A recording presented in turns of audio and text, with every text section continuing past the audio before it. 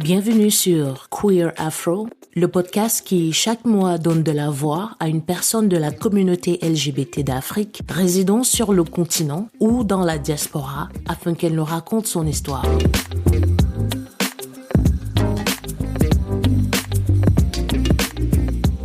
Pour ce premier épisode, nous nous sommes assises avec Emily.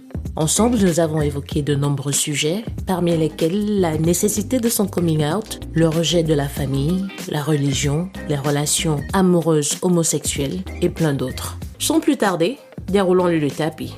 Bonsoir Emily. Bonsoir Gaëlle. Merci beaucoup d'avoir accepté d'être la première invitée de ce podcast. Je t'en prie. Merci à toi de m'avoir invitée. Et c'est un honneur, franchement, pour moi, c'est un honneur d'être là avec toi et avec les auditeurs qui nous écoutent. Tu n'as pas un peu de pression? Si, un tout petit peu, mais bon, ça va bien se passer. Qu'est-ce qui t'a motivé à participer à ce podcast? La motivation vient du fait que tu es mon ami et c'était pour moi une manière de t'encourager dans ce projet. Encouragement reçu, merci.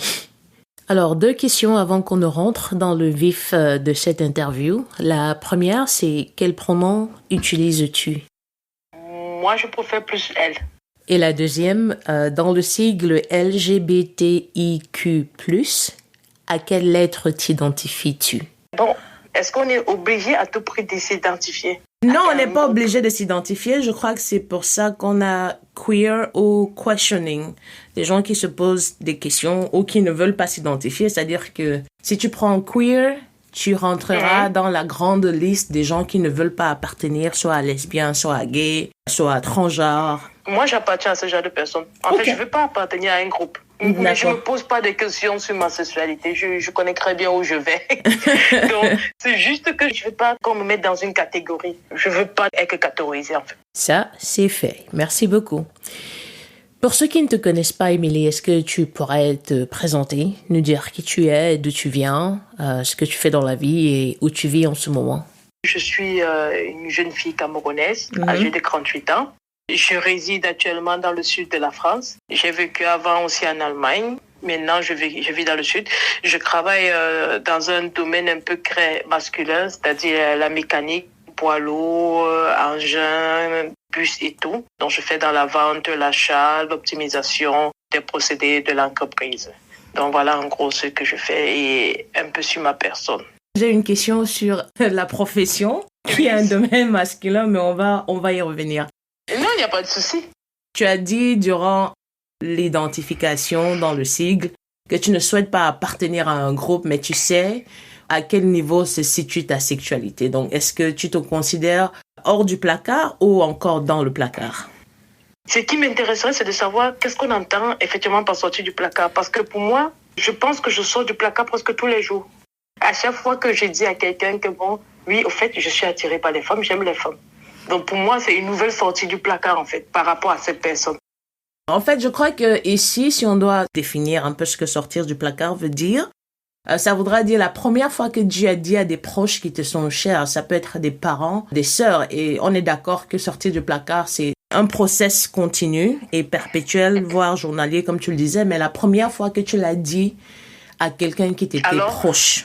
Alors, c'est que ça sera 2012, parce que c'est cette année-là que j'ai décidé de l'assumer auprès de ma famille, auprès de mes proches. D'accord. C'était pas facile, mais je suis parvenue.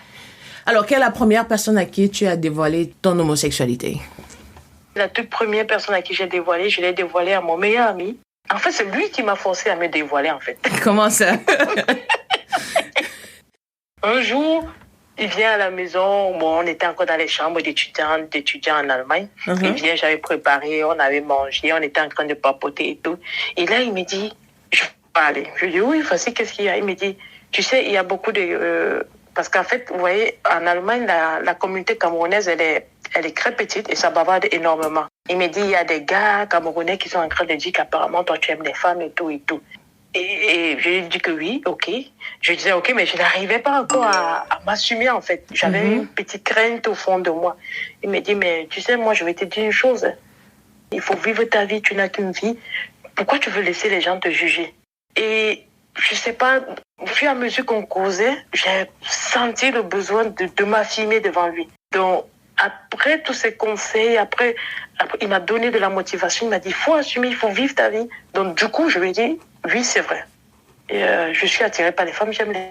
Il m'a dit, c'est bien. Donc, ça a commencé par lui. Et il ne m'a pas rejeté, il m'a aimé. Jusqu'à présent, nous avons fait une très belle amitié de plus de 10 ans que j'ai avec. Il a été le déclic, mais est-ce que tu l'as dit par après à quelqu'un, à un membre de ta famille, par exemple? Si. J'ai commencé par lui. En fait, c'est lui qui m'a poussé. Mais déjà, dans ma tête, il y avait pas mal de questions, en fait, qui se posaient déjà. Le déclic vient du décès de mon papa. Je me retrouve dans une phase un peu dépressive où je me pose pas mal de questions sur moi, sur ma vie, sur mon bien-être, où je vais aller, qu'est-ce que j'ai envie de faire de ma vie et tout. Et ça commence à venir en fait, ce besoin de s'assumer. Lui, il a juste été la première personne à qui j'ai vraiment eu le courage d'assumer. Après, quand j'ai eu à lui dire, j'ai franchi un autre cap. 2 ou 3 mois plus tard, j'ai franchi un cap, celui de l'annoncer à ma famille. J'ai pris un week-end, juste après le travail, le vendredi, j'étais encore en Allemagne, j'ai pris ma voiture, j'ai roulé, je suis arrivée à Paris chez ma grande sœur. On a bien mangé. Samedi, je lui ai dit, tu vois, comme ça, je vais te parler. On s'est assise. Je lui ai dit, elle me dit, moi, de toute façon, je m'en doutais déjà un petit peu. Elle dit, ah bon? Elle me dit, oui, je m'en doutais déjà. Elle dit, ok, d'accord. Ma grande sœur ne l'a pas mal pris, elle l'a jamais mal pris. On s'entend toujours super bien jusqu'à présent. Il n'y a pas de souci. Après ma grande sœur, j'ai fait le grand saut, c'est-à-dire l'annoncer à ma maman. Là, il fallait du courage. Alors, le meilleur ami et la grande sœur, ça se comprend. Le meilleur ami parce qu'on a besoin de discuter avec quelqu'un en dehors de sa famille. La grande sœur parce qu'on peut avoir besoin d'un allié. Mais pourquoi la maman? Pourquoi c'était important de parler à la maman? En fait, pour moi, c'était important parce que j'ai traversé une période où j'avais presque une dépression après la perte de mon papa. Parce que mon papa représentait pour moi presque tout, en fait. Il représentait tout. Je n'arrive même pas à décrire par des mots ce que je ressens pour mon papa. Bon. Après son décès, je décide un truc de ne plus vivre dans le mensonge, de vivre pleinement ma vie. Et pour moi, pour vivre pleinement ma vie, il fallait que je dise à mes proches qui je suis vraiment au fond de moi. Parce que à chaque fois, vivre dans le mensonge, je te dis, tu nous ramènes un fiancé quand, ça fait... Tout ça, je voulais plus, en fait. Je voulais plus raconter à chaque fois des bobards, non, je me suis séparée, non, je voulais vivre dans la vérité, en fait. C'est là où me vient ce courage d'annoncer à mes proches. L'été qui suivait, je suis allée voir ma maman, j'ai dit à ma maman, nous avons causé. Ma maman m'a pris dans ses bras, elle n'a même pas pleuré, je le savais déjà. J'ai dit, comment? Elle m'a dit, si, moi je le savais depuis que tu es petite. Tu as toujours aimé jouer au football, tu as toujours aimé faire tout ce que les garçons faisaient. Je m'en doutais un petit peu. En fait, nous, on attendait juste le moment où tu allais décider vraiment de filmer, en fait. Ma maman m'a dit, je le savais. Et elle m'a dit, ça ne change rien à l'amour que je te porte, tu resteras. Voilà. Ça ne changera rien à l'amour qu'elle te porte, tu resteras? Je resterai toujours son enfant. Elle va jamais me régner comme c'est le cas dans beaucoup de familles où quand une personne annonce qu'il aime un nègre du même sexe, la plupart du temps on le renie, on dit que c'est un truc diabolique. Non, pour elle c'était non. J'ai tellement de questions qui viennent après celle-là que je suis pas sûre par laquelle commencer. J'ai l'impression que tout s'est tellement bien passé pour ta sortie du placard. Voilà, c'est ce que je voulais savoir. Est-ce qu'il y a eu des gens qui ont été contre? Est-ce qu'il y a eu des gens qui t'ont rejeté? Oui, malheureusement, c'est comme c'est la vie en fait. Ça fait partie des étapes de la vie. J'ai une de mes grandes sœurs qui m'a rejetée. Ça fait presque plus de 10 ans qu'on se parle plus. On n'a plus de contact en fait. Par la suite, elle a entraîné. Il y a certains membres de notre famille qui ne me parlent plus aussi. Mais bon. Comment tu prends cette rejection des membres de la famille ou des amis? Est-ce qu'il y a des amis aussi qui t'ont rejeté ou c'est juste principalement la famille? Il y a des amis qui... Parce qu'en fait, si tu veux, avant, moi, j'étais tellement imprégnée dans l'église catholique. Je connaissais beaucoup de gens, les servants de messe et les choristes. Donc, ils me disent, mais comment tu peux faire ça? De la Bible, de la religion et tout. J'ai dit, de toute façon, dans la Bible que nous tous nous lisons, on a écrit, vous ne devez pas me juger. Donc, laissez le Seigneur me juger. Chacun de nous a ses propres péchés. Laissez le Seigneur me juger. En fait, c'est toujours ma réponse que je donne. Donc, j'ai des amis qui m'ont rejeté. J'ai plein de gens qui m'ont rejeté. J'ai mes soeurs qui m'ont rejeté. J'ai mes tantes qui m'ont rejeté. j'ai un peu très mal vécu, surtout par rapport à ma grande sœur. Les 2 premières années, quand elle m'a rejetée, ça m'a fait énormément mal. Mais tant que j'avais ma maman, j'avais mes autres frères et sœurs. Du coup, j'ai essayé de compenser ça, en fait, avec leur amour. De temps en temps, il m'arrive de penser à ma grande sœur. Mais je me dis, c'est la vie. Chacun de nous a sa vie et il faut l'accepter. Il faut regarder devant et avancer. C'est une très, très grande philosophie et j'espère pouvoir être sur le même pied que toi et prendre ça de la même manière. Alors, la deuxième question qui venait après ton coming out à ta maman, tu as dit ta maman savait, ton meilleur ami à qui tu t'es confié en premier aussi savait. Qu'est-ce que tu penses leur a mis la puce à l'oreille? Est-ce que c'était ton accoutrement? Est-ce que c'était ton physique? Est-ce que ta maman t'a dit à un moment donné comment est-ce qu'elle savait avant que tu ne le lui dises? Bon, maman, elle m'a pas dit exactement comment est-ce qu'elle a su. Elle m'a juste dit, j'ai constaté, mais je voulais pas te brusquer. C'était à toi de faire ton propre chemin, en fait. De grandir et de découvrir, en fait, ce que tu veux exactement faire. Maintenant, je ne sais pas si c'est par rapport à mon accouchement. C'est vrai que depuis, mon accouchement a quand même évolué. Voilà, entre guillemets. Avant, quand j'étais en Allemagne, j'avais un accouchement quand même miss. Donc, je m'habillais un peu t-shirt, polo. En soirée, je mettais aussi des robes, talons. Donc, je ne pense pas que ce soit vraiment mon accouchement. Les gens ont beaucoup plus peut-être un peu bavardé en Allemagne parce que je football féminin en Allemagne. Donc, du coup, je faisais énormément d'activités avec des Allemandes et tout. Elles étaient constamment chez moi. Il y avait des filles qui étaient déjà en couple à l'époque. Elles venaient à la maison. Donc, du coup, je me dis, c'est peut-être que ça qui a attiré l'attention des gens. Bon, et il fallait aussi avouer qu'à l'époque, il y avait des garçons qui me draguaient, donc je repoussais les hommes. Je pense que c'est peut-être aussi ça, dans le fait que je les ai repoussés, qui ont amené un peu tout le monde à faire un peu ce commérage, en fait. Moi, c'était un peu du commérage parce que personne n'avait jamais eu une preuve ou bien une photo de moi me voyant embrasser une fille ou bien quoi que ce soit. Voilà. Donc, ça veut dire que c'est une combinaison de choses. Ouais. Tes fréquentations et puis le fait que tu rejetais les avances des garçons. Voilà. Je pense pour moi. On ne peut pas totalement savoir, mais au moins, on essaye d'imaginer. Il y a toujours une question qui est en suspens par rapport à la profession, mais je reviendrai dessus. Est-ce que tu te sens confortable de leur dire de quelle région tu viens? Oui, bien sûr, j'ai pas de souci. Je cache pas ma région. Je viens de l'ouest du Cameroun, principalement du département de la Ménois, dont arrondissement de Tchang.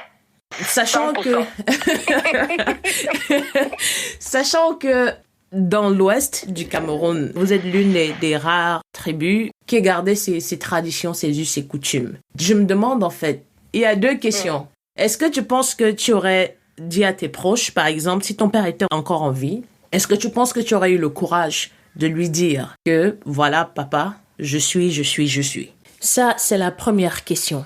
La deuxième question, c'est, si tu n'avais pas été hors du Cameroun, où on sait que la pratique de l'homosexualité est condamnée, est-ce que tu aurais eu le même courage de le dire à tes proches, de le dire à ta maman? Mais surtout, est-ce que tu penses que sa réaction aurait été la même si elle également avait vécu au Cameroun au moment où tu le lui as dit? Je dirais que ça fait 4 questions au total. D'accord, tu choisis l'ordre dans lequel tu voudrais répondre. Non, bon, il n'y a pas d'ordre normalement. En fait, je me suis toujours un peu posé cette question aussi. Qu'est-ce qui aurait été ma vie si j'étais restée au Cameroun, en fait? J'avais continué mes études et j'arrive à la conclusion où j'aurais fait la même bêtise que beaucoup de gens le font au Cameroun. Moi, j'appelle ça une bêtise, c'est-à-dire ce que nous montre la société, en fait. Tu grandis, tu te maries, tu accouches, tu construis, tu achètes une voiture. En fait, la vie parfaite que la société nous présente. Et je pense que j'aurais fait la même connerie. Je me serais sûrement mariée, j'aurais eu des enfants, mais je suis sûre que j'aurais fini par divorcer. D'accord, mais est-ce que tu penses que tu l'aurais dit à ton papa? Est-ce que tu penses que tu as eu la même démarche? Oui, c'est pour ça que je dis que j'aurais fait la même bêtise, c'est-à-dire, devant mon papa, je serais allée me marier, on aurait eu des enfants, mais à un moment donné, ça finit toujours par nous rattraper de toute façon. Et ça m'aurait rattrapé. Et là, quand ça te rattrape, à un moment donné, tu as vraiment envie de sortir du placard. Tu veux seulement exploser. Tu veux dire non, c'est pas ma vie, je veux vivre vraiment ma vie. Donc, je l'aurais dit à mon papa. je l'aurais dit à ce moment donné, au moment de mon divorce, j'aurais assumé. Est-ce que tu penses que ta maman aurait eu la même réaction? C'est vrai qu'elle t'a dit qu'elle savait déjà, mais est-ce que tu penses qu'elle aurait eu la même réaction? Je ne sais pas. C'est compliqué, je ne sais pas. Mais je me dis juste que j'ai eu beaucoup de chance d'avoir la plupart des membres de ma famille vivent en Europe. Et vivant en Europe, ils ont réussi, parce qu'il y a des gens qui vivent en Europe, mais ils ont toujours un esprit fermé. Il ne faut pas se le cacher. Mais ils ont cet esprit ouvert. Donc, ma maman l'a bien pris. Mais si ma maman vivait au Cameroun, je ne peux pas dire qu'elle aurait bien prise ou pas. Je ne sais pas. Mais ici, elle a tellement bien prise. Ma grande sœur ne m'a jamais lancé une mauvaise blague ou bien une insulte, ni non plus ma petite sœur. Donc, franchement, je ne sais pas si c'est l'Europe, mais bon, ça a aidé, ça a favorisé à... Ok, on a eu des problèmes de connexion à ce moment-là, mais tu as dit que ça a favorisé ton coming out. Oui. D'accord. En fait, ce sont des questions au conditionnel. Hein. Je crois que c'est des questions que je poserai à la majeure partie des invités, qu'ils soient hors du placard ou pas. Et ça me permettrait d'avoir une certaine image, une certaine idée. Alors, on va sortir un peu du coming out et tout ce que ça comporte. Est-ce que tu as toujours su que tu étais gay? Si ça a toujours été le cas, à quel moment est-ce que tu t'es rendu compte que, voilà, je suis attirée par les femmes, ça c'est mon truc? Je me suis rendu compte à l'âge de 15 ans. Encore au Cameroun, Oui, parce que bon, je joue au foot. Ça fait aujourd'hui plus de 30 ans que je joue au football. Et j'ai commencé à jouer au football au Cameroun. Et à Garoua, j'ai intégré une équipe de football féminine à l'époque. Et déjà à Garoua, j'avais une fille qui me plaisait bien. Mais pour moi, comme de l'amitié en fait. Pour moi, c'était... c'est ma meilleure amie. Donc, j'étais toujours à la recherche de son contact, en fait. Mais sans plus ni moins, en fait, oui. Non, mais j'ai toujours su au fond de moi que j'avais une attirance, un faible pour les femmes, quoi. Toujours. D'accord. Bon, surtout depuis que j'ai l'âge de 15 ans. Il y a une question qui me vient à l'esprit, mais j'ai peur du revers, en fait, parce que quand tu dis c'est parce que tu jouais au football, j'ai envie de demander, est-ce que ça veut dire que toutes les personnes qui sont attirées par des professions dites masculines sont forcément attirées par des femmes? Je ne pense pas que ce soit le cas. Non, ce ne soit pas le cas. Moi, je suis peut-être qu'une personne simile. Non, pas du tout. D'accord. J'ai pas seulement joué au football, j'ai joué au handball. Le handball, il y a aussi des femmes qui jouent au handball. Donc, de toute façon, ça n'a rien à voir ni avec la profession, ni avec nos hobbies, en fait. Ça n'a rien à voir du tout. Ça n'a rien à voir, soit que tu sois garçon manqué ou pas garçon manqué, ça n'a rien à voir, en fait. Est-ce que tu penses que jouer au football peut-être t'a donné cette liberté d'explorer ce côté de toi ou pas? Non, pas du tout. C'est même pas le football qui m'a encouragé à vouloir aller plus loin, en fait. Pas du tout. Le football, pour moi, a toujours été mon hobby, en fait. Mon hobby préféré. J'aime tellement jouer au football, mais ça n'a rien à voir avec ma sexualité. Pas du tout. Je suis pas sûre que je la pose de la meilleure des manières, mais j'espère pouvoir y revenir. Alors, tu disais tout à l'heure, en début d'émission, quand on parlait de ton coming out, tu disais en Allemagne, tu avais beaucoup de compagnies féminines qui jouaient au football et qui avaient des relations ouvertes. C'est-à-dire c'était connu qu'elles étaient attirées par les femmes. Donc, du coup, j'ai envie de savoir quel est ton rapport avec la communauté LGBT aujourd'hui? Est-ce que tu continues à avoir ces parties de personnes LGBT? Est-ce que tu fais du bénévolat dans une association? Est-ce que tu supportes? Je veux savoir ton rapport à la communauté. Bon, moi, je suis inactive. D'accord. Je le reconnais ouvertement. Je suis inactive. Je fais rien. Je fais pas de bénévolat et tout. Pourquoi? Est-ce que c'est un choix ou bien c'est venu avec l'expérience? Non, c'est même pas un choix. C'est juste, je pense que je mettrais plus sur le compte de la paresse. Oui, c'est juste un peu de manque de volonté, en fait. Mais il m'arrive quand je vois, par exemple, un truc sur Instagram, une bonne cause, je partage, je fais des relais et tout. Donc, c'est vraiment juste un peu dire un manque de volonté si je ne suis pas vraiment impliquée à fond dans la communauté LGBT. Parlant de communauté LGBT, on voit directement la Gay Pride. Est-ce que tu as déjà participé à une Gay Pride en Allemagne? Qu'est-ce que tu en penses? J'ai participé à 2 Gay Pride en Allemagne, à 2. C'était super. J'ai aimé, j'ai beaucoup aimé. En fait, moi, je dis, ce sont des événements il faut toujours vivre une fois dans la vie, en fait, pour voir comment ça se passe. C'est comme quand on nous parle du carnaval de Rio de Janeiro au Brésil. Je me dis, il faut toujours l'avoir vécu au moins une fois dans la vie avant de dire, bon, je le ferai plus. La Gay Pride à Cologne, c'est une des grosses Gay Pride qu'il y a en Allemagne. C'était vraiment bien. J'avais beaucoup aimé. Après, j'étais allée dans une autre Gay Pride, la Gay Pride même de ma ville. C'était à Dortmund. J'avais vraiment pas du tout aimé. Vraiment pas. Ça m'avait laissé un goût amer. Je n'avais même pas mis 2 heures de temps. J'étais rentrée chez moi. Ça dépend. Alors, j'ai entendu par exemple parler de la Gay Pride à Paris. Apparemment, c'est un truc qui est bien. Il faut y vivre un jour quand le coronavirus va nous laisser. Il faut préciser que ce podcast est enregistré en début d'année 2021 et nous sommes encore en pleine crise de coronavirus. Qu'est-ce que tu n'as pas aimé dans la Gay Pride? C'était quoi? C'était Cologne? Non, Dortmund. Dortmund. Qu'est-ce que tu n'as pas aimé dans la Gay Pride de Dortmund? C'était beaucoup plus des enfants. Je dis enfants par rapport à mon âge, des jeunes de 18 ans, 20 ans, 19 ans. C'est pour ça, en fait, elle n'était pas aussi grandiose que celle qui se passe dans les villes comme Cologne ou Berlin. D'accord, ok. Alors, quand tu parlais du coming out, tu as parlé de dépression, mais ça, c'était lié au décès de ton papa. Mais tu as aussi parlé du rejet de la famille. Et j'imagine que ça a eu un impact sur ta santé mentale. Par exemple, tu disais, ça t'a pris 2 ans pour accepter que ta grande sœur ne ferait plus partie de ta vie à cause de ton orientation sexuelle. Comment est-ce que tu as géré cet aspect de la santé mentale? Parce que faire son coming out ou avouer à ses proches qu'on est attiré par des personnes de même sexe, il y a d'abord un travail de questionnement sur soi, que ça comprend, parce qu'il faut déjà comprendre qui on est, pourquoi est-ce qu'on est comme ça, pourquoi on est différent. Et ça, c'est une grosse part de l'acceptation de soi.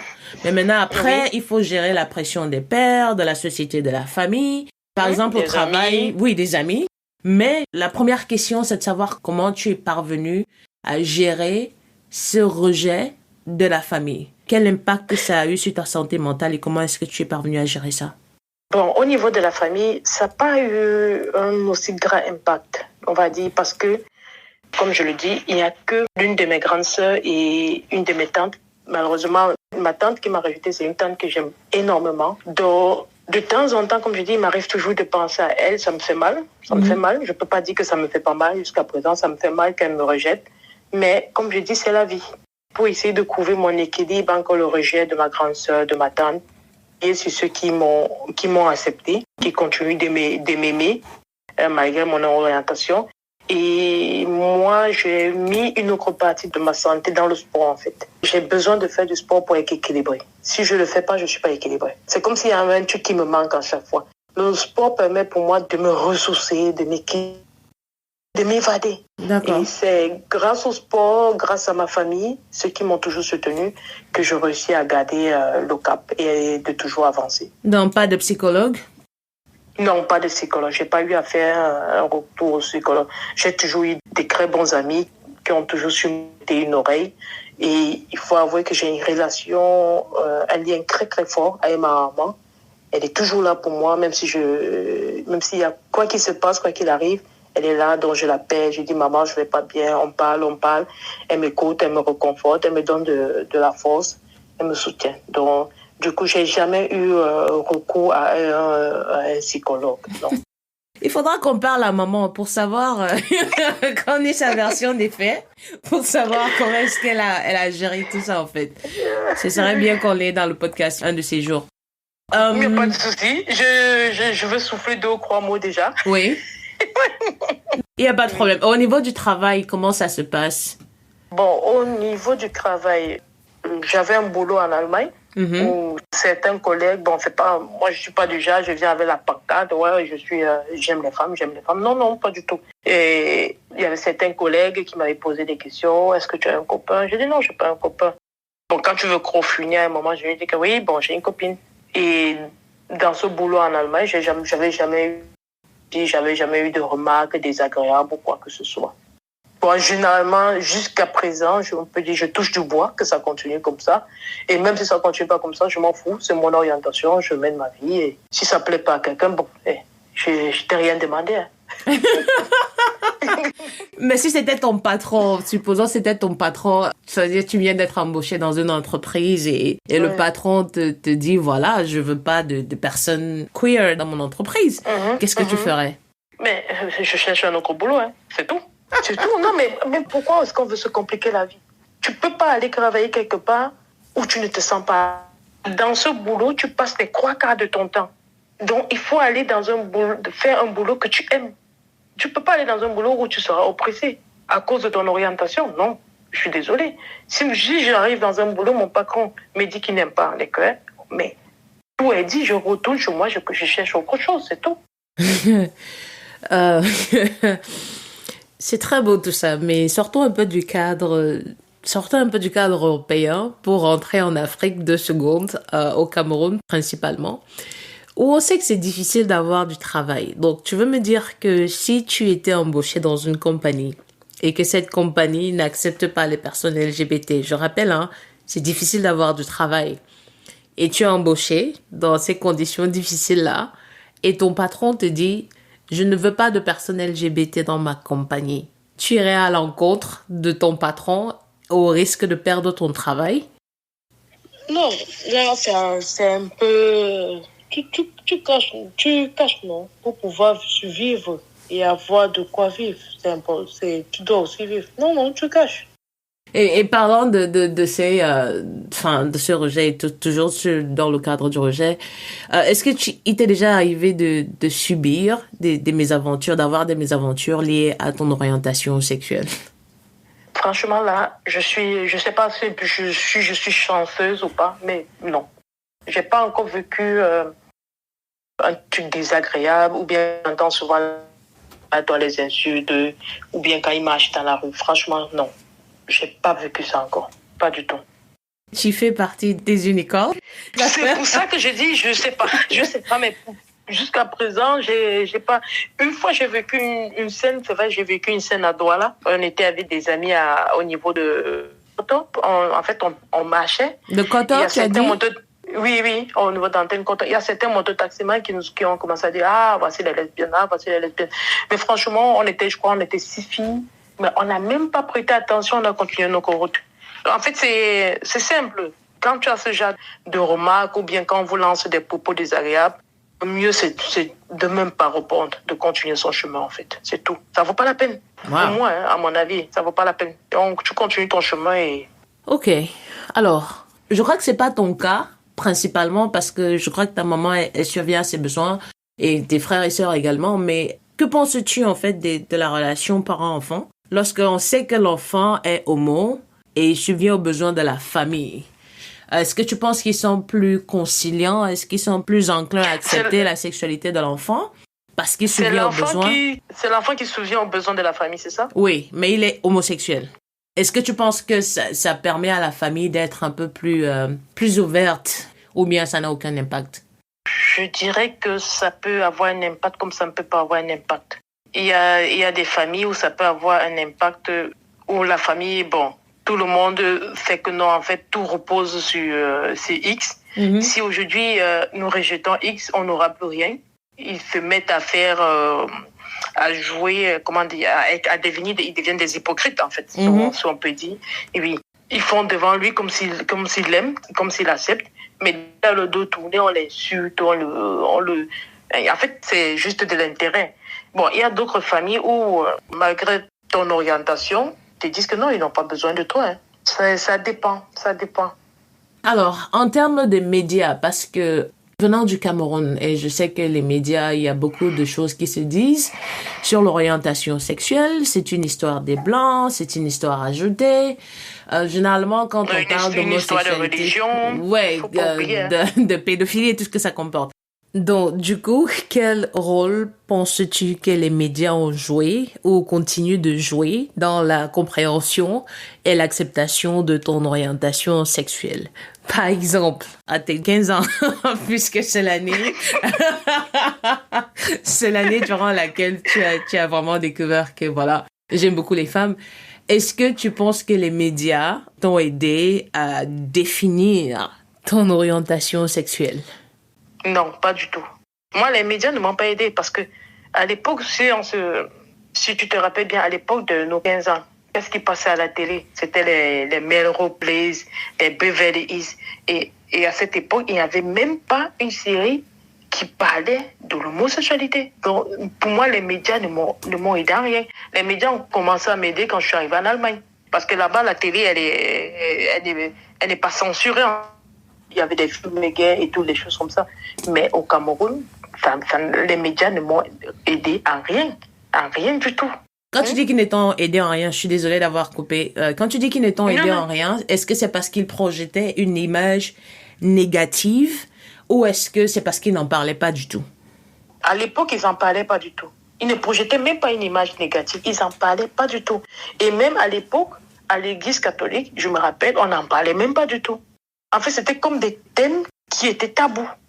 Pourtant, il y avait des choses qui se passaient à l'église catholique. Et quand je demandais souvent au prêtre, il me dit, il faut croire en Dieu, ma fille. Je ne vais jamais oublier cette phrase-là. Il faut croire en Dieu. Il faut croire en Dieu. Mais il ne faut pas regarder ce que les gens font. Il faut croire en Dieu. Parlons de croyance en Dieu. Tu penses qu'on peut être queer et religieux? Est-ce qu'on peut aimer les femmes et être religieux? C'est-à-dire aujourd'hui, est-ce que tu fréquentes encore l'église catholique? Sinon, est-ce que tu appartiens à une quelconque dénomination? Voilà, est-ce que tu crois en Dieu? Non, franchement, je crois toujours en Dieu. Je crois en cet être suprême. Mais je suis plus pratiquante comme je l'étais il y a de cela 15 ans. Je suis plus à ce point pratiquante. Mais il m'arrive de temps en temps, peut-être que si on nous invite à un baptême, les choses comme ça, bon, je me recouvre à l'église. Ça, je refuse pas, je me recouvre à l'église catholique et tout. Est-ce que tu penses que... Dieu. Non, vas-y. Oui, vas-y. Vas-y. Non, vas-y. Non, je voulais dire, est-ce que c'est parce que il y a un mal-être, il y a une certaine déconnexion entre ta sexualité et Dieu, ou entre ce que les gens nous ont présenté comme étant religion et ta sexualité? Ma distanciation par rapport à l'église n'a rien à voir avec ma sexualité. J'ai commencé à prendre mes distances avec l'église catholique, même quand j'étais déjà au Cameroun. Parce qu'à l'époque, comme je dis toujours, j'étais vraiment imprégnée dans l'église catholique et j'ai commencé à me poser pas mal de questions. Et je m'étais rapprochée de notre curé. Je posais des questions, mais j'avais jamais de réponse. Jamais de réponse. Quelle qualité de questions? Donc, en fait, quand je lisais un passage biblique, il y avait des questions qui me venaient en tête. Pourquoi on demande de faire ça alors que plutôt dans la Bible, donc, il y avait tellement de choses qui me venaient et je me rappelle plus maintenant exactement. Quand j'allais voir le curé de notre paroisse, je lui pose une question, il me répond tout autre chose. Donc, c'est là en fait que j'ai compris que, mais en fait, c'est nous les bêtes. On prend la Bible, on se met à marcher avec la Bible, mais au fond, qu'est-ce qu'est la religion? La religion, c'est une croyance à une église, c'est une appartenance à une église. Après, il y a la foi. Maintenant, la foi, c'est ta relation maintenant que tu es un chrétien avec Dieu. Et il y a des gens qui se mettent à confondre tout ça. Donc, c'est là où j'ai commencé à prendre mes distances avec l'église catholique. Ça n'avait rien à voir avec ma sexualité. Tu n'as pas essayé une autre religion ou tu n'étais pas intéressée? Non, je suis pas intéressée par les religions. J'ai été baptisée, confirmée, communiée à l'église catholique et ça restera comme ça. Je n'ai pas envie d'aller dans une autre religion. Pourtant, j'ai fait la messe avec les protestants, les pentecôtistes. J'ai fait aussi la messe avec les témoins de Jéhovah. Il y avait aussi un truc à l'époque, plein évangile. J'ai fait la messe avec presque tous ces gens. Je n'ai jamais trouvé pour moi satisfaction. Je crois que ce que j'essaie de savoir ici, c'est si tu n'avais pas été queer, tu penses que tu aurais eu le même regard à la religion que celui que tu as aujourd'hui? Toujours. Parce que, comme j'ai dit même encore, ça fait pas longtemps, ça fait même pas 2 minutes, mon désistement de la religion n'a rien à voir avec ma sexualité. Je voulais avoir ça de manière claire et précise, comme tu l'as fait. Voilà. Est-ce que ça t'arrive de rentrer au Cameroun? Oui, je rentre au minimum 1 fois par an au Cameroun. Alors, est-ce que tu penses que les mentalités ont évolué? Oui, je dirais que les mentalités ont énormément évolué, beaucoup évolué. Il y a toujours des personnes qui feront toujours des exceptions, mais oui, pour moi, les mentalités ont évolué. Oui. Dans quel sens? C'est-à-dire qu'est-ce qu'aujourd'hui, on est en 2021, est-ce que tu te sentirais confortable à l'idée de sortir du placard au Cameroun? Oui. qu'est-ce qui t'amène à avoir cette confiance-là que tu peux... Non, mais ça, il faut oublier. De toute façon, quand tu décides de sortir du placard, quand tu décides d'assumer qui tu es, il faut te mettre en tête qu'il y aura toujours quelqu'un qui va te rejeter. Tu auras toujours des pressions. J'ai eu des pressions parce on a commencé à me parler de la religion, on m'a sorti la Bible. Ça fait même pas de cela de longtemps. Il y a une fille que je côtoyais en 2019, donc on flirtait juste, et elle m'avait carrément sorti la Bible.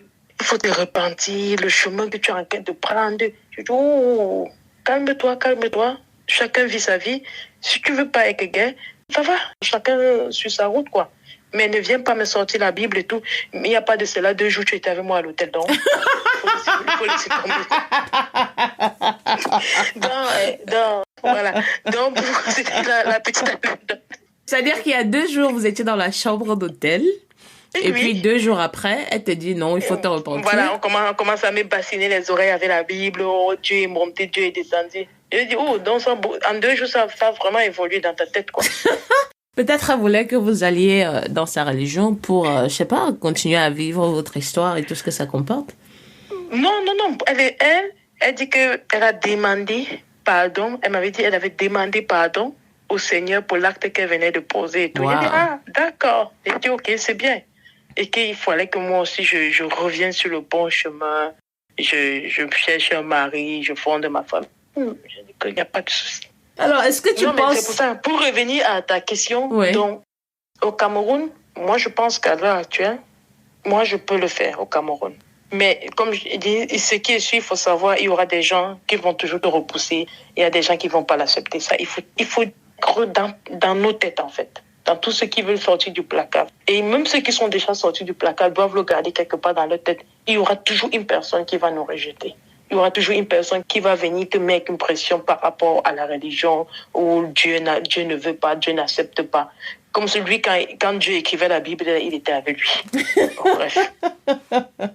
Donc, pour toi, aujourd'hui, il ne faut plus vivre en Europe. Il ne faut plus nécessairement vivre en Europe pour sortir du placard, c'est ça? Pas nécessairement, non. Et qu'en est-il des répressions? Parce que je sais que la pratique de l'homosexualité est interdite au Cameroun. Est-ce qu'il n'y a pas cet aspect légal que tu as en tête, ou bien tu n'es pas au courant ou tu t'en fous, j'en sais rien. Non, comment, bien sûr que j'ai cet aspect en tête. Quand je dis, c'est ça que je dis toujours, quand je dis assumer, ne veut pas dire non plus que tu vas prendre le micro, aller te mettre sur ta toiture, commencer à dire que je suis lesbienne, ou bien je suis gay, ou bien je suis homosexuel. Non, tu vis ta vie dans ton coin. Moi, je connais des gens au Cameroun qui vivent leur vie tranquillement dans leur coin. Mm-hmm. On les embête pas. Bien sûr que j'ai cet aspect légal là en tête. Ici, c'est légal. Même ici, quand c'est légal. On a légalisé ça en France, on a légalisé ça dans plein de pays européens. Mais combien de fois on a entendu parler qu'il y a des gays ou bien il y a des lesbiennes qui se sont fait tabasser à des sorties de boîte de nuit ici, en Europe, ici en France même. Donc, malgré le fait que c'est légal, il y a toujours moi je vais les appeler des cons, qui sont contre ça. Et c'est pareil au Cameroun. Au Cameroun, c'est pas légal. Donc, je vois pas pourquoi est-ce que les gens voudront afficher un truc alors que c'est pas légal. Mais tu peux vivre tranquillement dans ton coin, tu mènes ta petite vie, tu ne déranges personne. Et personne ne viendra t'embêter. C'est tout. Il faut pas toujours chercher à s'afficher, à se mettre à l'avant, non. Pour toi, pour vivre, il faut vivre caché, en fait, quelle que soit sa sexualité. Oui, un peu. Que tu sois homo ou bien hétéro, pour vivre heureux, vivons un peu. Il faut vivre caché. Voilà. D'accord. Donc, du coup, puisqu'on vit caché, j'ai quand même posé la question. Est-ce que tu es en relation aujourd'hui? Premièrement, est-ce que c'est facile de bâtir des relations avec des personnes de même sexe, que l'on soit au Cameroun ou ailleurs? Et si oui, est-ce que tu es en relation? Et si tu as 1 ou 2 conseils à donner à ce sujet? Conseil par rapport à quoi? Je n'ai pas compris cette question. Tu n'as pas compris ou tu ne veux pas répondre? Non, je vais répondre. Mais en fait, j'ai bien compris le premier volet de ta question, c'était de savoir... Entre hétéros, on peut se draguer dans la rue et puis marcher, on n'aura pas de problème.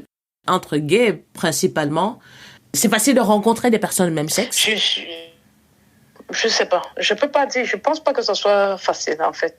Les gens ne marchent pas avec écrit sur leur front que comme je suis gay ou bien je suis lesbienne pour qu'on drague. Mm-hmm. Non, je pense pas que ça soit facile. Mais de toute façon, moi j'ai dit c'est pas comme si c'est l'amour, en fait. C'est l'amour qui naît entre deux êtres humains. Tu peux même rencontrer un homme ou bien une femme qui est même d'abord, même à la base hétéro, mais qui a un coup de foudre pour toi. Et de là, par une relation. Bon, après, il y a des sites de rencontres. Il y a des sites de rencontres sur Internet, il y a des trucs comme ça. Dans la rue, ce sont des rencontres. Tu peux rencontrer une personne, là, comme je dis, et vous avez le coup de foudre. Pourtant, la personne n'a même jamais fait ça dans sa vie. Et de là, par une relation. Je demandais tout à l'heure, est-ce que tu es en relation? Si oui, comment tu as rencontré cette personne-là? Est-ce que c'est le canal que beaucoup de personnes utilisent aujourd'hui pour se rencontrer dans la communauté? Bon, déjà, oui, je suis en relation.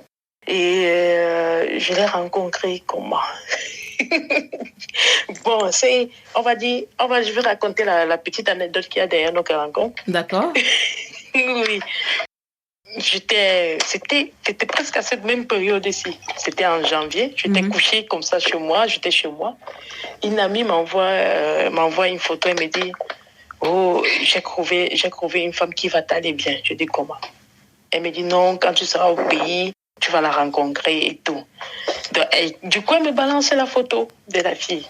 Je dis « Oh, pas mal. » Contact. Comme ça, quand j'arrive au pays, c'est une histoire qui roule une fois. Elle me dit que non, jamais.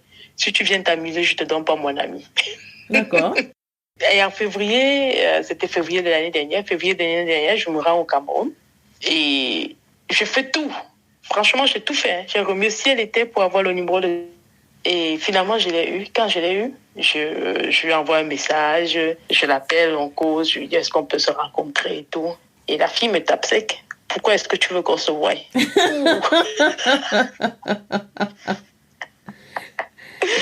J'ai dit que non, mais on va juste boire un verre, on fait connaissance. C'est tout, il n'y a rien derrière et tout. Elle me dit ok. C'est comme ça qu'on on s'est rencontrés. Le lendemain, on s'est rencontrés dans un snack au Cameroun. Et c'était le début d'une belle histoire, quoi, d'une belle aventure. C'est-à-dire qu'aujourd'hui, il y a beaucoup de gens qui se rencontrent par amitié interposée, c'est ça?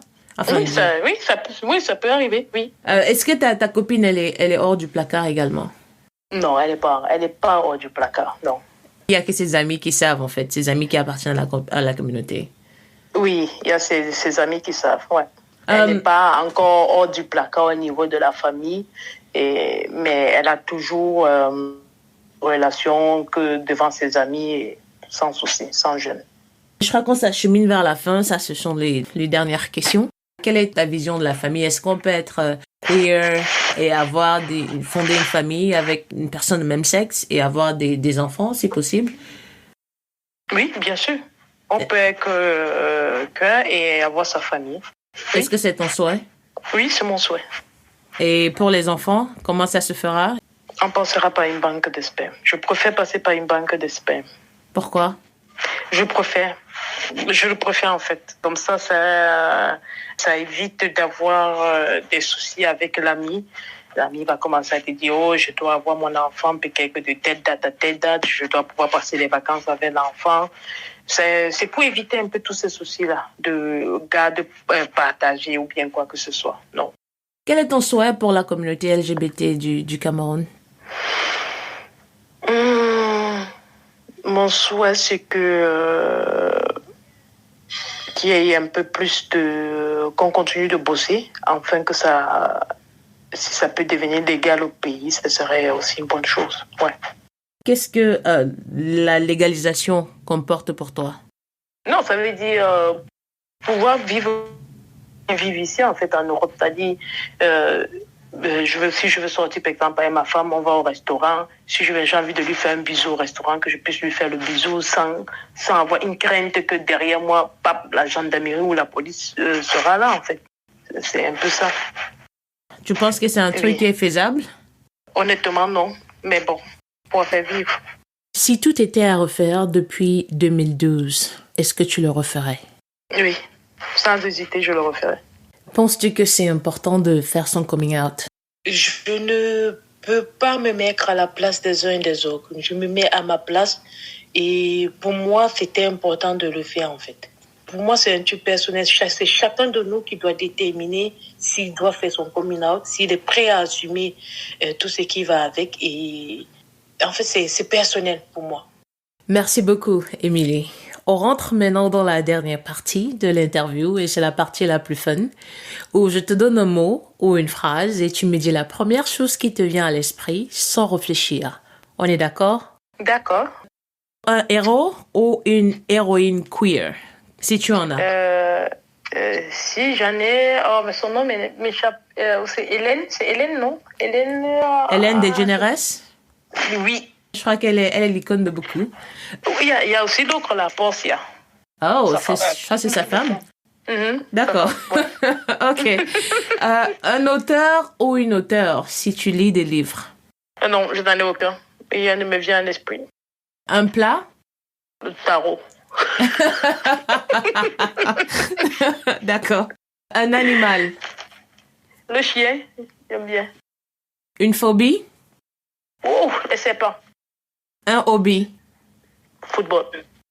Une série queer? The L-Word. Je crois que si tu es vraiment queer du côté féminin et tu connais pas de L-Word, c'est un peu comme si tu as raté ta vie, quoi. Et ça, c'est sûr. Ça, c'est vrai en plus. Ça, c'est vrai, oui.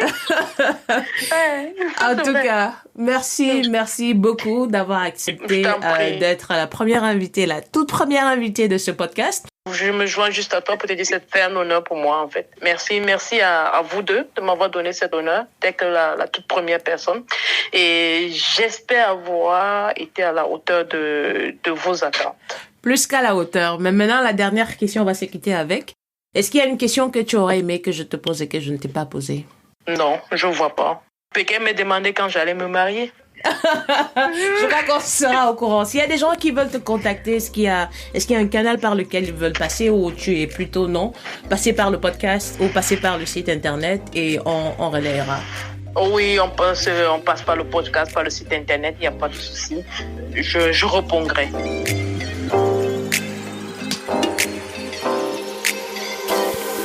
C'était tout pour ce premier épisode de Queer Afro, le podcast. Merci à Émilie et merci à vous de nous avoir écoutés. Le podcast est disponible sur toutes les plateformes de téléchargement de podcasts et n'hésitez pas à nous envoyer votre feedback ou vos questions via notre compte Twitter @queerafro ou à l'adresse email podcast@queerafro.com. D'ici là, sortez couverts et à bientôt. Bisous, à la prochaine.